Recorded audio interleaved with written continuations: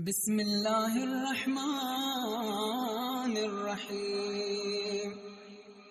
اللهم صل على محمد وآل محمد. شهد الله أنه لا إله إلا هو والملائكة وأولو العلم قائما بالقسط لا إله إلا هو العزيز الحكيم. إن الدين عند الله الإسلام، وأنا العبد الضعيف المذنب العاصي المحتاج الحقير. أشهد لمنعمي وخالقي ورازقي ومكرمي كما شهد لذاته، وشهدت له الملائكة وأولو العلم من عباده بأنه لا إله إلا هو ذو النعم والإحسان والكرم والامتنان، قادر أزلي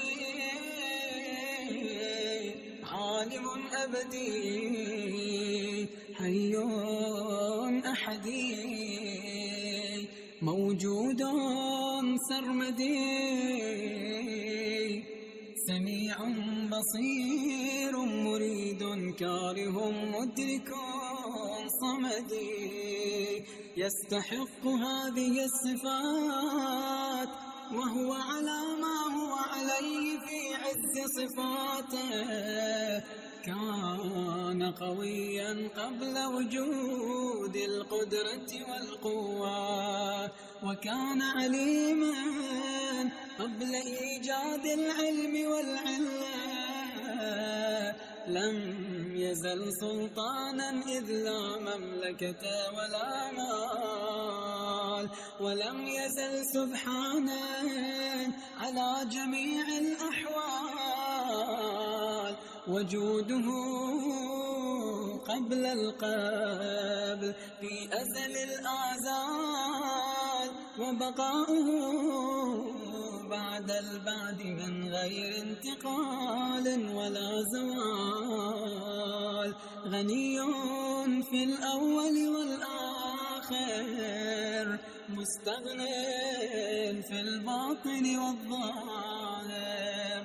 لا جور في قضيته ولا ميل في مشيئته، ولا ظلم في تقديره، ولا مهرب من حكومته، ولا ملجأ من سطواته، ولا منجا من نقماته. سبقت رحمته وغضبه، ولا يفوته أحد إذا طلبه. أزاح العلل في التكليف، وسوى التوفيق بين الضعيف والشريف. مكن أداء المأمور، وسهل سبيل اجتناب المحظور. لم يكلف الطاعة إلا دون الوسع والطاقة. سبحانه ما أبين كرما وأعلى شأنه، سبحانه ما أجل نيلا وأعظم إحسانا. بعث الأنبياء ليبين عدلا، ونصب الأوصياء ليظهر طوله وفضلا. وجعلنا من أمة سيد الأنبياء وخير الأولياء وأفضل الأصفياء وأعلى الأزكياء محمد صلى الله عليه وآله وسلم.